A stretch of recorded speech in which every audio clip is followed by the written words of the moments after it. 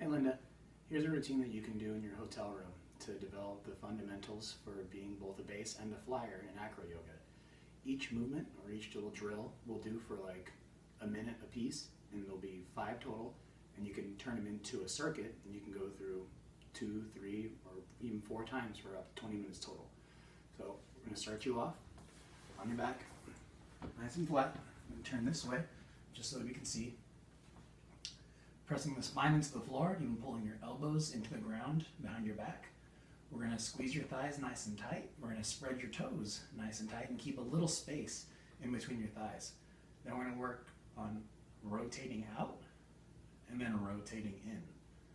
Rotating out and then rotating in. Moving from the hips the entire time.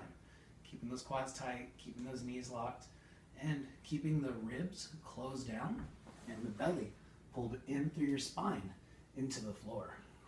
If you need to make it just a little bit more challenging, feel free to go and reach your arms up, turn the hands out, just like as you would as a base, and we can start working circles from there as you work your legs going out and in. You can work one direction the whole time, or you can switch halfway. Choice is totally up to you. And with your neck, press lightly into the floor at the back of your head, but still keep the length in your spine so you're not completely driving down into the earth. Then we're going to go onto our side for an armless side plank. We're going to go ahead and cross our arms and try to avoid pressing the ground with your elbows this time. We're going to reach out, we're going to point the feet and spread the toes, keeping a little tuck of the tail and glutes nice and tight. We're just going to hang out. Spine stays long. Lengthening through your legs, lengthening out to the top of your head, keeping your chest nice and proud, but still being mindful of the ribs closing and the belly button pulling in. Go ahead and hold this side for the whole minute, then we'll switch to the opposite side. Then while you're here too, if you want to make it a touch more challenging, feel free to flex the feet and then point. Flex and then point. You could also make a little game out of it and combine the two and roll from one side to the other. Still keeping the tuck, still keeping the squeeze, and trying to avoid letting your elbows press into the earth.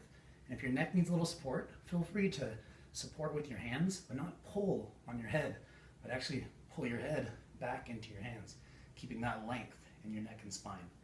Then we're going to go back to our back again, and we're going to go into a straddle. So we'll bring our legs up, we'll bring our legs out, keeping a slight internal rotation of your thighs, keeping them nice and tight, everything pulled in and tight, and we're just going to hang out right there. If you want to make that touch more challenging, feel free to reach above head and hold, or you can even reach forward and hold, or even reach forward with bringing the shoulder blades up and hanging out, making sure that the thighs don't turn outwards while you're there. And last but not least, we're going to turn over onto our stomach. We're going to zip the thighs up together. We're going to point the feet, spread the toes out, fingertips behind the head, or even reaching back behind you. Tuck the tail, squeeze the glutes. We're going to lift the legs off the floor, and lift the chest off the floor, and draw the chin back. Reaching for those feet, reaching the top of your head, and still being mindful of breathing out and working your exhale as you hold. Right on, Linda. Hope you're having a good day, and I hope this serves you well.